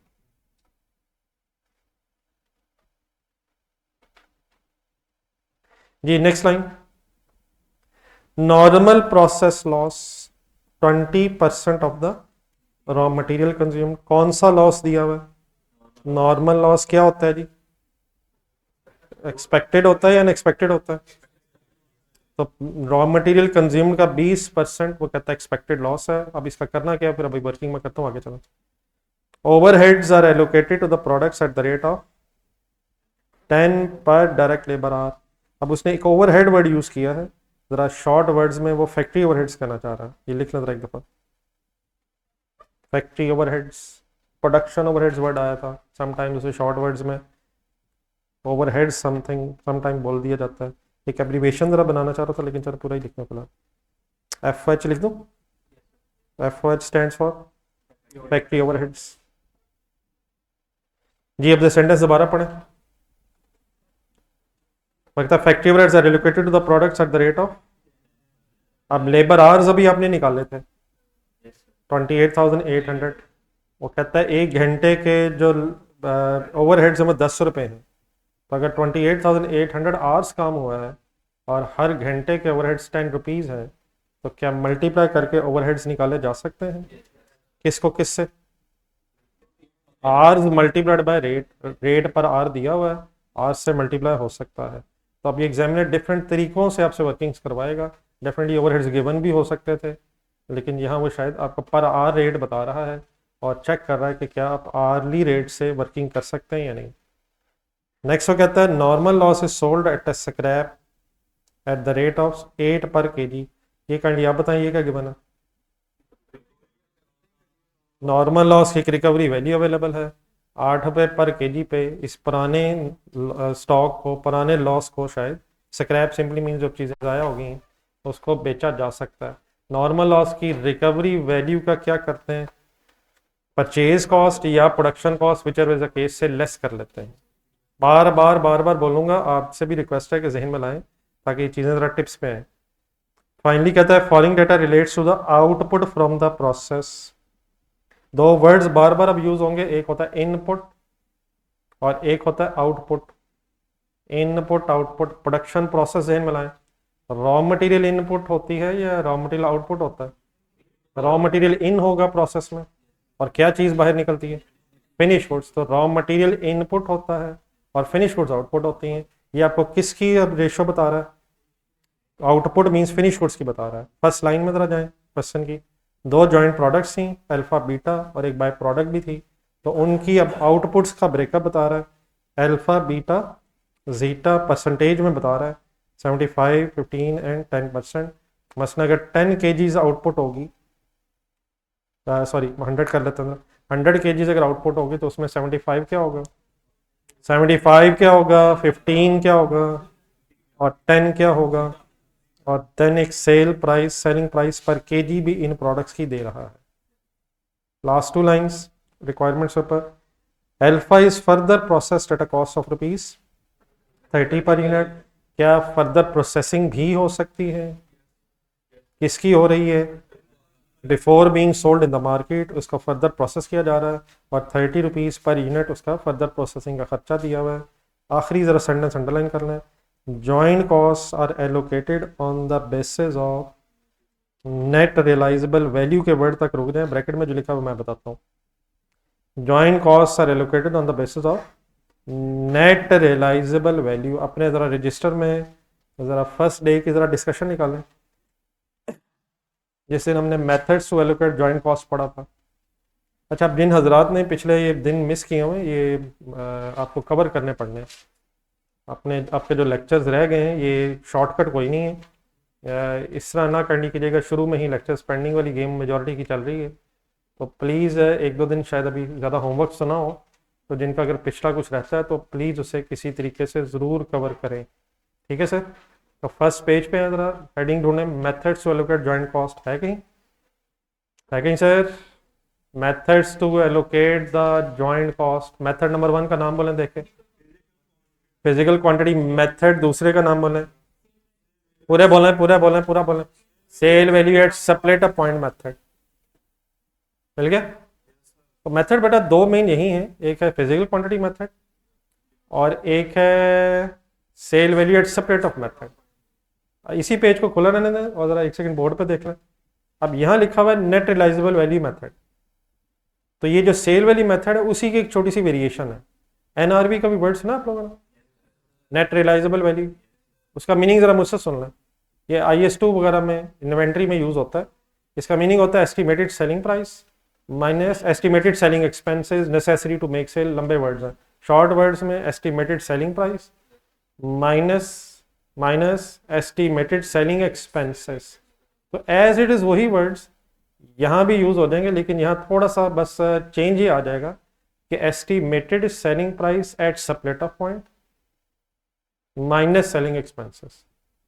इट मीन्स ये जो एनआरवी मेथड है ये सेल वैल्यू मेथड ही की एक एक्सटेंशन है।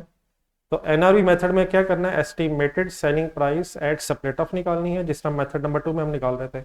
और अगर क्वेश्चन में सेलिंग एक्सपेंसेस होंगे तो फिर सेलिंग एक्सपेंसेस लेस करके पहले एनआरवी पे आएंगे और फिर उस एनआरवी को बेस बना के अपनी जॉइंट कॉस्ट एलोकेट करेंगे। अगर हमारे क्वेश्चन में सेलिंग एक्सपेंसेस ही ना हो, क्या बोला सर मैंने, अगर हमारे क्वेश्चन में सेलिंग एक्सपेंसेस ही ना हो तो फिर ये एनआरवी मेथड वही sale value at separate point method ही हो जाएगा। लेकिन अगर सेलिंग एक्सपेंसेस होंगे तो हम पहले sale value at separate off as it is निकालेंगे जैसे निकालते हैं, और फिर एक फर्दर कॉलम बना के सेलिंग एक्सपेंसेस लेस करके एनआरवी निकालेंगे। जरा क्वेश्चन नंबर 1 का आंसर ढूंढें, क्वेश्चन नंबर 1 का आंसर ढूंढें। उसमें रिक्वायरमेंट सी में शायद एक टेबल बना हुआ है, allocation table. Question number 1 please please, question number 1 M corporation. Question number 1 किधर गया, इधर ही है। उसकी रिक्वायरमेंट सी में एक एलोकेशन टेबल बना होगा, किसी को नहीं नजर आ रहा? प्लीज नजर आ रहा है सर? ये टेबल किस मेथड से बना हुआ, जरा मेरे ख्याल ऊपर हेडिंग में भी लिखा हो शायद हमने। तो sale value at separate of तक कैसे पहुंचे थे हम? फर्स्ट कॉलम में क्या लिखा, प्रोडक्ट्स के नाम। दूसरे कॉलम में क्या लिखना होता है, यूनिट्स प्रोड्यूस। तीसरे कॉलम में सेल प्राइस पर यूनिट, फिर सेल वैल्यू आ जाती है, और अगर कोई फर्दर प्रोसेसिंग हो रही हो तो वो लेस करके sale value at separate of आ जाती है। तो ये वर्किंग सारी एज इट इज होगी sale value at separate of तक। अगर सेलिंग एक्सपेंसेस होंगे और एनआरवी मेथड लिखा हो तो फिर एक कॉलम आगे सेलिंग एक्सपेंसेस का बन जाएगा, और sale value at separate off minus selling expenses से एनआरवी आ जाएगी, और फिर एलोकेशन का टेबल बनेगा। अगर सेलिंग एक्सपेंसेस नहीं है तो फिर जो sale value at separate off है वही एज इट इज एनआरवी भी कहलाएगी। कुछ बात मेरी समझ आ गई है? अब आए जरा क्वेश्चन पे और पढ़ें ब्रैकेट में क्या लिखा हुआ। एनआरवी मेथड में अगर है तो क्या करना है, sale value at separate of point पे आना है और क्या लेस कर देना है, इफ एनी का मतलब अगर होंगे, और अगर नहीं है तो sale value at separate off ही एनआरवी हो जाएगी। डन है सर? Any confusion? आज आप रिक्वायरमेंट पढ़ें, फिर क्वेश्चन सॉल्व करने के लिए जो टाइम बचा उसमें देख लेते हैं कितना होता है। ये ऑन स्टूडेंट्स आपको समझ आ गया? ये रिक्वायरमेंट पढ़ें, कंप्यूट द टोटल, बोले जी क्या लिखा हुआ है, joint manufacturing cost for the month of February 12, और दो रिक्वायरमेंट्स हैं एक ही लाइन में। आल्सो कैलकुलेट द प्रॉफिट पर KG for the alpha and beta. दूसरा हिस्सा बाद में डिस्कस करेंगे, पहले आप जरा सिर्फ पहला हिस्सा calculate the joint manufacturing cost को जहन में रखते जरा रजिस्टर कर लेंगे।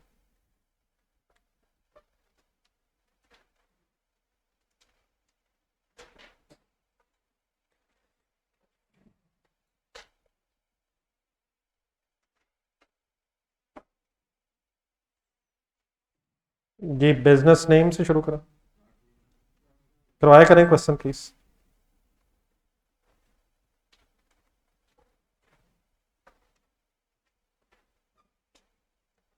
प्लैटिनम लिमिटेड करना क्या चाह रहे हैं रिक्वायरमेंट में? Calculation of joint manufacturing cost for the month of,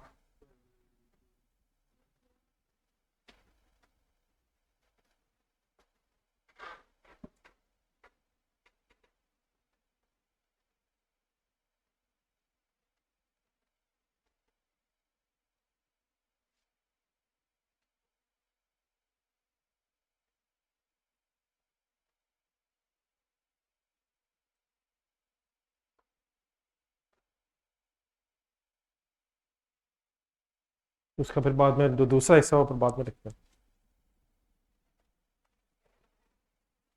manufacturing cost कैसे कहते हैं?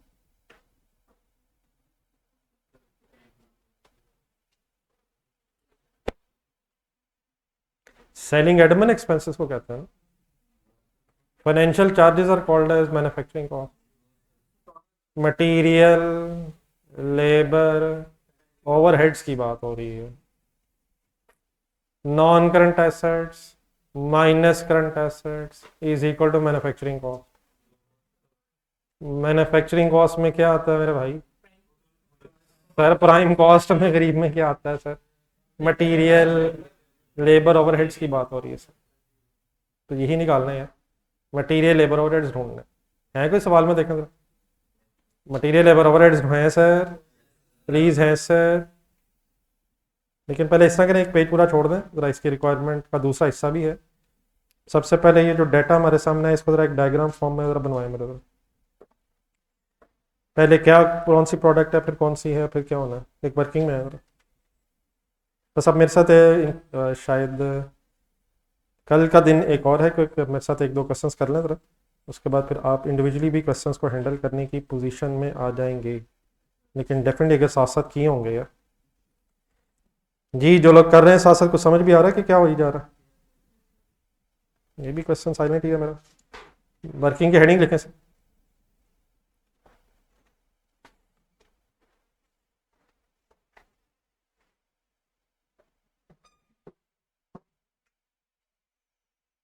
ये इस वर्किंग में सबसे पहले ज़रा एक फ्लो बना लें कि पहले क्या बन रहा था, कितना बन रहा था, और उसके बाद फिर क्वेश्चन सॉल्व करते हैं। एक डायग्राम बनवा दें ज़रा, क्वेश्चन सामने रख कर। अभी लिखने की बजाय पहले ज़रा कुछ चीज़ें सुन लें, सोच लें। फर्स्ट लाइंस में जाएं ज़रा। जॉइंट प्रोडक्ट्स के नाम क्या हैं? ये ऑनलाइन स्टूडेंट साथ रहेगा प्लीज़। अल्फा, बीटा, और एक बाय प्रोडक्ट भी है जीटा।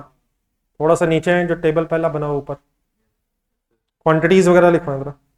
रॉ मटेरियल कितना यूज हो रहा है? 25,000 kg। रुपीज की बात बाद में कर लेते हैं, पहले क्वांटिटी की तरफ बात कर। इन होना आउट होना है इसमें? थोड़ा सा और नीचे देखें, क्या इसमें से कुछ वेस्ट भी होना है? क्या ये कुछ वेस्टेज एक्सपेक्टेड है सर? कैलकुलेटर पकड़े। किसका कितने परसेंट? 10 पर डायरेक्ट लेबर हाँ 10 पर डायरेक्ट लेबर आ, 20% of material consume labour hour का 10 रुपीज मटीरियल वेस्ट हो जाना। Thank you sir. 10 रुपए पर आवर लॉस हो जाने। किसी को लॉस की परसेंटेज नजर आ रही है सर? 10 रुपए per hour sir, 20% of raw material यार। तो रॉ मटेरियल कंज्यूम कितना हो रहा है? 25,000 kg। कैलकुलेटर पकड़ा। नॉर्मल लॉस है या अब नॉर्मल है? कैसे वर्किंग करूं? 25,000 मल्टीप्लाइड बाय 20%, ठीक है। 5,000 क्या एक्सपेक्टेड है? Normal loss. लिखने की बजाय प्लीज सोच लें यार प्लीज। इन कितना हो रहा है? 25,000, लॉस कितना है? 5,000। अब जरा नीचे जाए जरा, जो दूसरा टेबल है क्वेश्चन में, नीचे अब आपको आउटपुट रेशो दी हुई है। तो अगर बेटा 25,000 इन है और 5,000 लॉस है तो इसका मतलब टोटल कितने केजी जो आउटपुट होंगे? 20,000। 20,000 या 25,000? अगर लॉस ना होता तो 25,000 ही आउटपुट हो जानी थी और अकॉर्डिंगली उसका ब्रेकअप हो जाना था, लेकिन लॉस भी है तो आउटपुट बनेगी टोटल 20,000 और उस आउटपुट का फिर नीचे एक ब्रेकअप दिया हुआ। जरा दोबारा पढ़िएगा, जहां परसेंटेज नहीं, आउटपुट रेशो दी हुई है। तो 20,000 मल्टीप्लाइड बाय 75 मल्टीप्लाइड बाय 15 और मल्टीप्लाइड बाय 10 करके ब्रेकअप ऑफ प्रोडक्ट्स भी हो सकता है। करवा देंगे जरा, क्या क्या बाहर निकलना है? Alpha, beta and zeta. कितने कितने परसेंट आउटपुट का?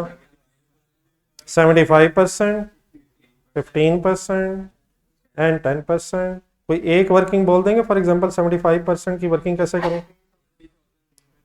20,000 या 25,000? 20,000 क्यों ले रहे हैं? आउटपुट रेशियो बता रहा है, तो आउटपुट तो 25,000 नहीं, वो तो इनपुट है। तो 20,000 मल्टीप्लाइड बाय 75%, फिगर क्या आई? 15,000। बाकी भी सॉल्व करते हैं। 3,000 एंड 2,000। Any confusion? अब सारी वर्किंग लिखना जरूरी नहीं है। 20,000 इंटू 75 इंटू 15 इंटू 10 करके फिगर हमारे सामने आ जाएगी। जस्ट अ मिनट, एक सेकेंड। जीटा क्या है? बाय प्रोडक्ट है। अल्फा और बीटा जॉइंट प्रोडक्ट्स हैं। लेकिन आखिरी दो लाइन देखें जरा क्वेश्चन की। अल्फा की फिर फर्दर प्रोसेसिंग की बहस भी हो रही है और उस फर्दर प्रोसेसिंग में भी पर यूनिट कॉस्ट हमें गिवन है। तो मैंने कॉस्ट नहीं लिखी यहाँ, ये मैंने जस्ट कुछ क्वांटिटीज लिख दी हैं ताकि वो क्वांटिटीज कम से कम सामने आ जाए। बाकी इंशाल्लाह फिर कॉस्ट के एंगल से भी हम बात कर लेते हैं। Any confusion in the working? Note कर लो। तो पहले प्लीज एक नज़र देख लिया करें, बात को सही समझ लें। बाकी लिखा तो आपके लिए मैंने।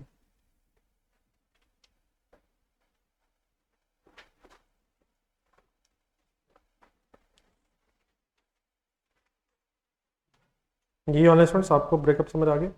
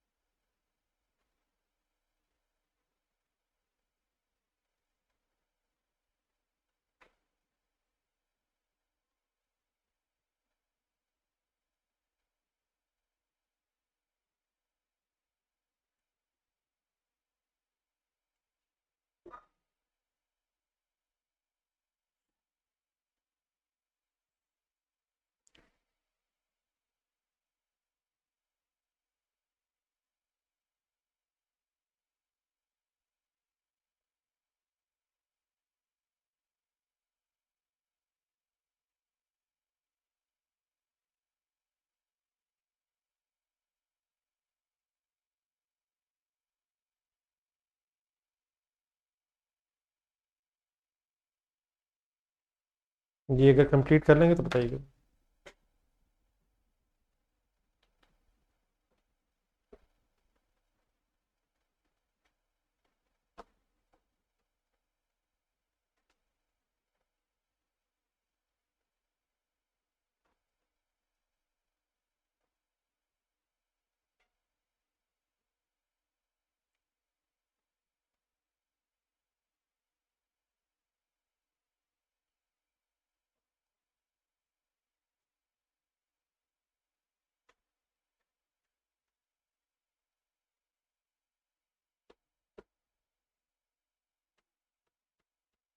जी हो गया।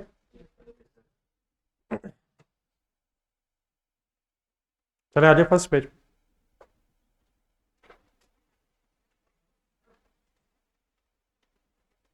अब आप हेल्प करें जरा। जॉइंट मैन्युफैक्चरिंग कॉस्ट कहाँ से स्टार्ट हो? टाइम है सर, टाइम है सर, जस्ट थोड़ा सा है। जी जी क्वेश्चन देख के बताना कहाँ से स्टार्ट हो। What is the first component? है कोई? Direct material. जी कितना डायरेक्ट मटेरियल, कैसे वर्किंग करो? 25,000 केजी। Please 25,000 KG sir. एक केजी का रेट क्या है? 25। ठीक है, वर्किंग कर रहा हूँ। आंसर 6 लाख। प्लीज यार वर्किंग करनी है यार, कैलकुलेटर पे होनी है ये क्या आ गया 6,25,000 डायरेक्ट मटेरियल कॉस्ट, अब कॉस्ट इकट्ठी करनी है ना। नेक्स्ट क्या वर्ड आएंगे, डायरेक्ट लेबर। डायरेक्ट लेबर की कॉस्ट गिवन है कितनी, स्टेट पे गिवन है। आगे क्या आएगा,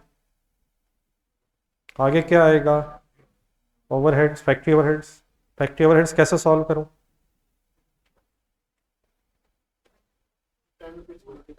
10 रुपीज को किससे मल्टीप्लाई करूं, प्लीज किससे मल्टीप्लाई करूं।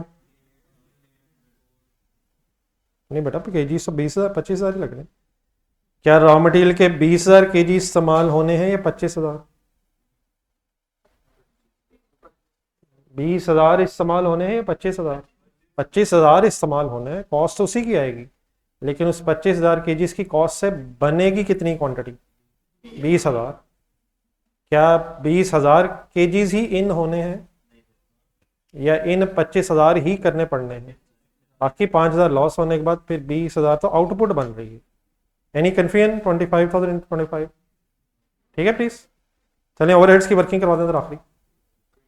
28,800 सबने सॉल्व कर लिया था, बता दें कैसे किया था। 432,000 डिवाइड बाय 15, जस्ट मैं एक दफ़ा वर्किंग दोबारा कर रहा हूँ जी, multiplied by number of hours निकाले हमने लेबर के और 10 रुपये रेट दिया हुआ है, ये 2,88,000 हो जाएगा। यहाँ तक ज़रा टोटल कर लें, 1345,000, इसका कोई नाम बता दें। 1345,000 मैन्युफैक्चरिंग कॉस्ट है, मैन्युफैक्चरिंग कॉस्ट है, लेकिन क्या यही जॉइंट मैन्युफैक्चरिंग कॉस्ट भी है, ये सवाल मेरे लिए छोड़ें। लेकिन मटेरियल लेबर ओवरहेड्स जो मैंने इकट्ठे किए, इनमें कोई problem, any confusion in the figures. चलें इससे आगे फिर ज़रा टाइम हमें और चाहिए होगा, तो इंशाल्लाह ये डिस्कशन फिर मैं कल यहीं से दोबारा शुरू करता हूँ। आज मैं इंटेंशनली कुछ होमवर्क नहीं दे रहा नया, जिन हजरात का कुछ पिछला रहता है प्लीज़ आज कोशिश करें कि कवर हो जाए, और जिन हजरात ने किया हुआ है आप लोग बस ज़रा थोड़ा सा रिवाइज़ कर लीजिएगा आज वाला, फिर इंशाल्लाह कोशिश करते हैं कल एक और क्वेश्चन हो के फिर कोई होमवर्क्स भी स्टार्ट हो। अब पढ़ाई के हवाले से प्लीज़ ज़रा सीरियस हो जाना चाहिए, क्या ख्याल है वैसे। चलें जी, इंशाल्लाह फिर मुलाकात होगी अपने नॉर्मल टाइम पे, प्लीज़ टाइम पे भी आया करेंगे। अल्लाह हाफ़िज़। ठीक है जी ऑनलाइन स्टूडेंट्स, आपका तो नहीं कोई क्वेश्चन आ गया।